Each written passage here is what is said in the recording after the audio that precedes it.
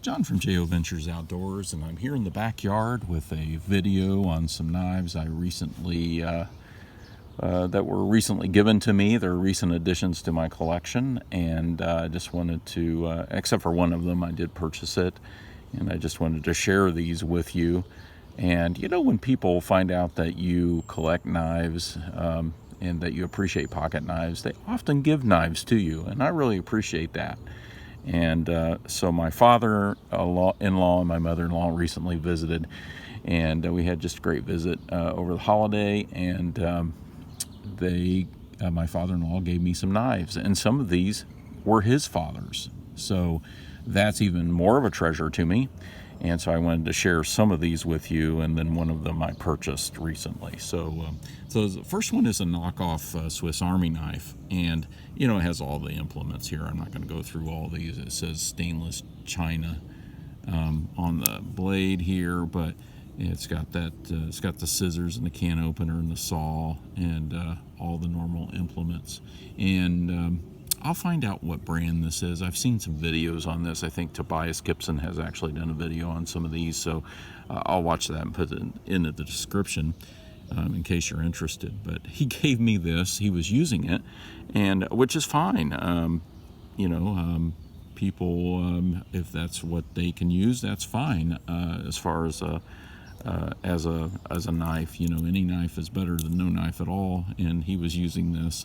But I gave him, for his birthday, a brand new Victorinox Fieldmaster. And so he gave me this for the collection. So I really appreciate that very much and hope he's enjoying that Fieldmaster. But he also gave me this Boy Scouts of America Imperial Kamp King. And this is really cool. I haven't done anything to this yet. I haven't cleaned it up or anything, but it's got that main blade there. It's got the claw can opener, you know, and this bottle opener and screwdriver and the punch. And it's in fairly decent condition, except for this scale here and a little bit of rust and some, you know, dirt. I think I can clean this up pretty well.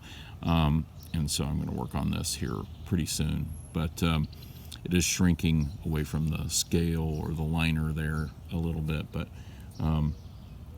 this is really cool, and I don't know the background on this, whether this was his or his father's, but it is still really cool, and I appreciate that very much.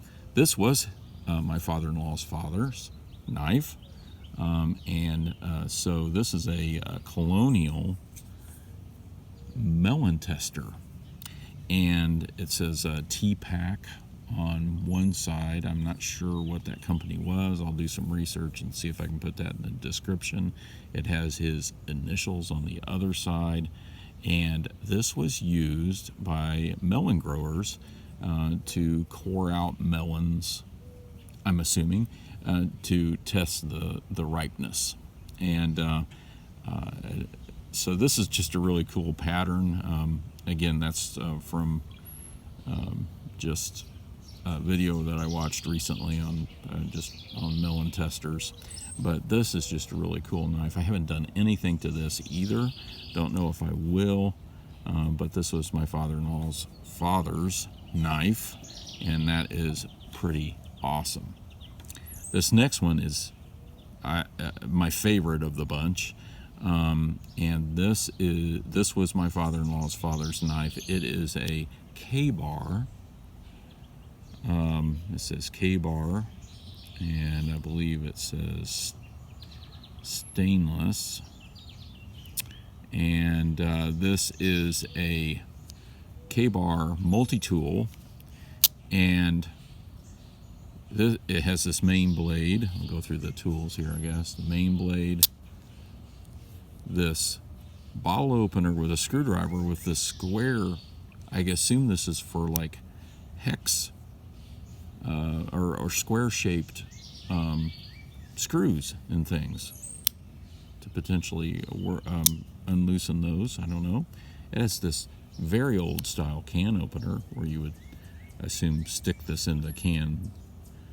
I guess it would maybe be this way, and it would cut into the can and open it. So I'm not positive on that, but That's really cool. I know it's very old.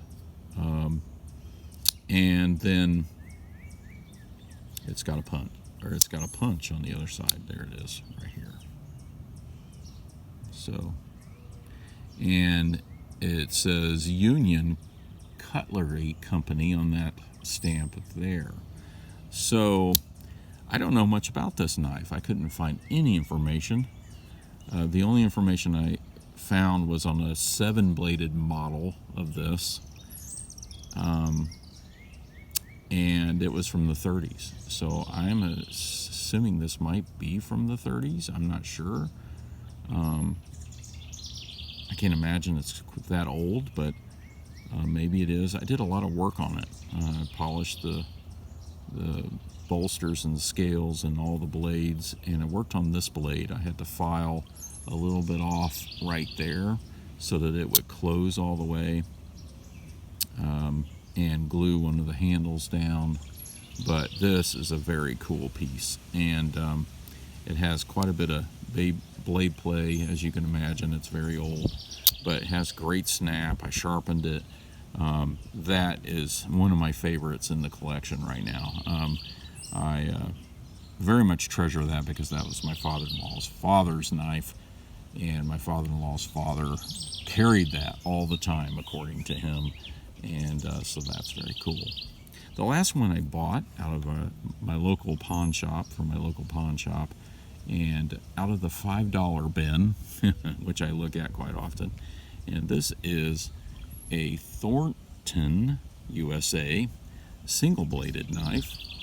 And according to, again, I couldn't find much information on this knife, but according to the information I found, it was made in the 40s and 50s by, potentially by Colonial or Camillus for Thornton knives. So I did clean it up quite a bit, oiled the pivots, and